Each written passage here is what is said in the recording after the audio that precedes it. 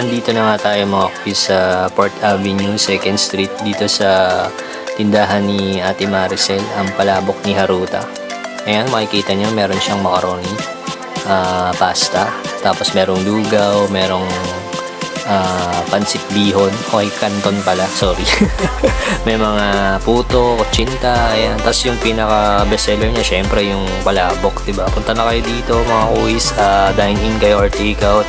Bahala na kayo kung anong gusto niyo. Tapos ayan yung asawa niya, si Kuya Jobel, yung tropa namin. Hi Rian, magandang umaga sa'yo.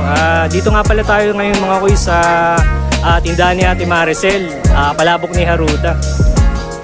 Anong oras pala nag-open yung etong store ng tita mo na palabok ni Haruta? It depends po. Minsan po, nag-start siya ng 4 a.m. Matatapos po siya ng 11 or 12. Po. Ano naman yung mga bestseller ng tita mo bukod dun sa palabok ni Haruta? Yung yung isa pang bestseller is lugaw po. Wow! Kasama na po dun yung mga laman, then yung mga side na lumpia and tokwa.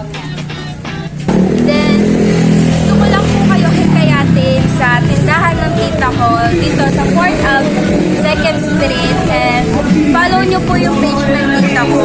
And follow nyo rin po si Kuya Lance, Kuis Lance, and si Kuya Mix po. Yun lang po. Thank you po.